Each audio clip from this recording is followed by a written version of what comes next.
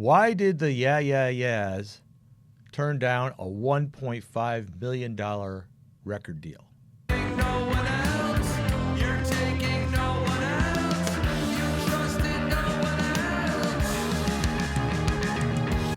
There are many wannabe artists that are striving to get noticed, and by some executives at a major record label, and they daydream or they dream of that record deal so much that their whole intense effort goes into pleasing some suit of what they have to offer them. But is the glamour and prestige of landing a record deal what it is cracked up to be? Does an indie artist need it? The record company's interest is not you. They are not in the game because they believe in you and your art. They're business people. They want a profit, and they use pawns like you for their own gain. Doesn't mean that they don't find you valuable or that you don't have talent, but they are looking to exploit you, to use you, and even abuse you if the benefits are for their cause. And their intent is to entice hungry artists and turn them into a money machine for their purpose, for them. And they mold that one person into a character that sells, stringing them along and changing their whole persona, so they don't even recognize themselves eventually. And it's a fast track to despair, really. That's the dark side. The other side is economically using the artist for their craft by waving the carrot of success and money, wealth, and popularity before them.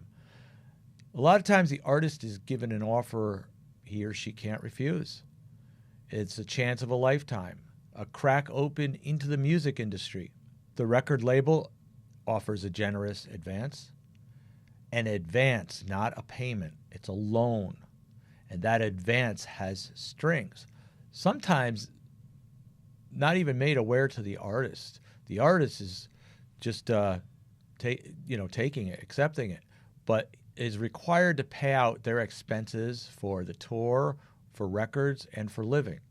Before they know it, they spend it on their luxuries instead, on their bing bing, or whatever you call it.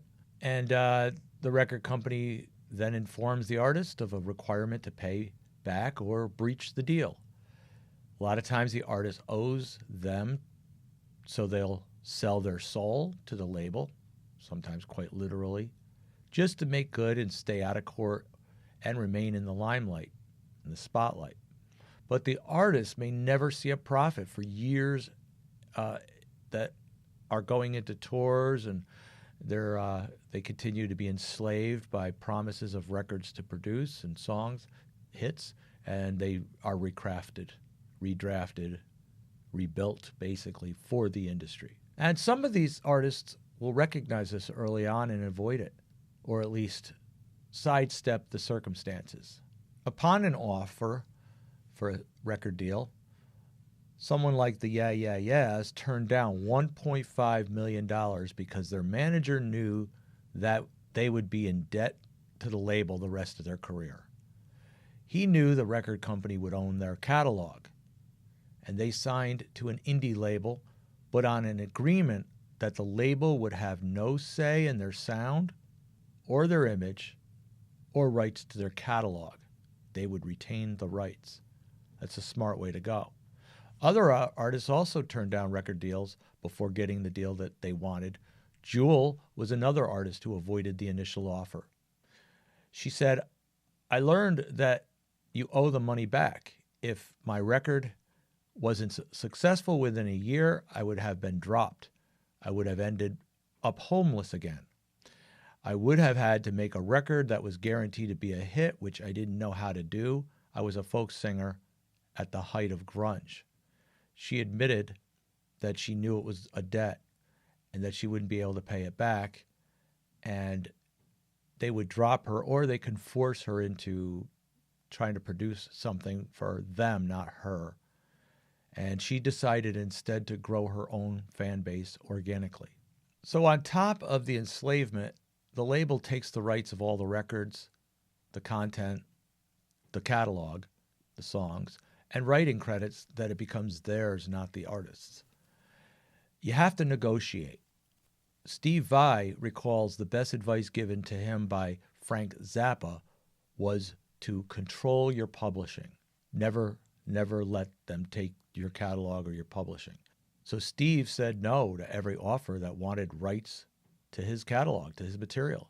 He just simply said no. So record labels are losing credibility, and instead of selling, they're concentrating more on litigation in copyright claims, legal matters. If you could use your effort to gain listener base organically without their help, you're better off. If you really do want that record deal and you get it offered, don't just grab at it. Take it to your legal counsel or whatever and look through it, look at it, and realize that you're giving up your soul, you're giving up your catalog, and make that a criteria. If the record deal wants you that bad, they'll bend to your wishes. If they don't want you, they never wanted you anyway. And don't worry about it. You can gain organically. There's many methods how. Maybe I'll share some methods. Even though I'm not there, I know how it's practically the ability is there to do it. You can play local gigs and build up a local fan base. You can sell merchandise, build up merchandise. Sometimes people have a merchandise naming the song or the band before the band even gets famous. And by saturation into the public with a name, people automatically think that they heard of it, even if you aren't really that famous. There's a lot of ways to do it. Thanks for listening. Subscribe to this channel. It's mainly about my own songs. This is my catalog that I have on these songs, and I try to provide some content for you, some valuable content as well.